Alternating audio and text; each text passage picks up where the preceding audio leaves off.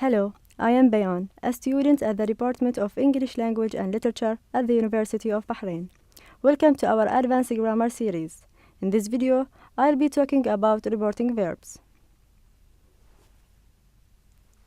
This video will focus on the definition of reporting verbs and how we can use them with that clauses, infinitive and gerund, and finally, why do we use them? So, what is a reporting verb? A reporting verb is a verb used to indicate that discourse is being quoted or paraphrased. For example, I went to a bookstore and asked the saleswoman, "Where is the self-help section?" She said if she told me, it would defeat the purpose. The reporting verbs here are asked, said, and told, as they describe the action of speaking and reported speech. We use reporting verbs with that clause in 4 possible ways. The first way includes the reporting verb followed directly by a that clause. This applies to verbs such as promise, say, deny, insist, admit, mention, regret, suggest, and recommend. For example, he mentioned that he had completed 381 town hall meetings. The reporting verb here is mentioned, and we have the that clause after it. Another example is, Gardner suggested that the brain has many capacities for learning that he called intelligences.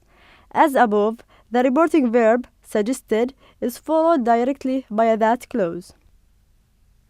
With some verbs, we need to add an object between the reporting verb and the that clause. Some of these verbs are tell, assure, convince, inform, notify, persuade, remind, warn, and advise. Let's take an example.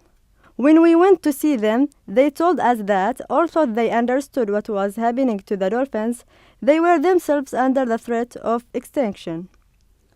Notice the object as is placed between the reporting verb told and the that clause. Sometimes we need to add the preposition to the previous rule. So we have the reporting verb followed by to, then an object, and finally a that clause. This rule applies to verbs like admit, confess, mention, propose, and report. For example, a young 5-year-old girl reported to him that she was being abused by her father. Reported here is the reporting verb, followed by the preposition to, then the subject him, and finally the that clause. And in the second example, he had admitted to her that he had changed his name. Admitted is the reporting verb, followed by to, and then the subject her, followed by the that clause. With other verbs, we need to replace the preposition to with the preposition with, and these verbs include agree, argue, check, confirm, and disagree. For example, they disagreed with me that the New York Times reported this war in a negative. We see that the reporting verb disagreed is first, then the preposition with, followed by the object me and the that clause.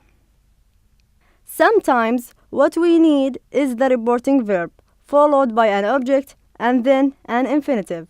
All these verbs invite, encourage, ask, expect, order, remind, urge, warn, advise, persuade, and convince applies to this rule.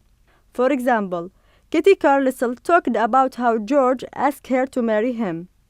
We have the reporting verb ask followed by the object her, and then the infinitive to marry. Another example is, he reminded her to keep everything quiet while he figured out the legal issues. Reminded is the reporting verb, her is the object, and to keep is the infinitive. We can omit the object with some verbs like offer, apply, decide, decline, demand, refuse, and volunteer. For example, his reply sounded a bit puzzled, but he generously offered to help once we know where we were going. Offered is the reporting verb, and to help is the infinitive. There is no object in between. With some verbs like agree, claim, hope, propose, threaten, and vow, we can use an infinitive or a that clause. For example, he had promised to be home for dinner tonight.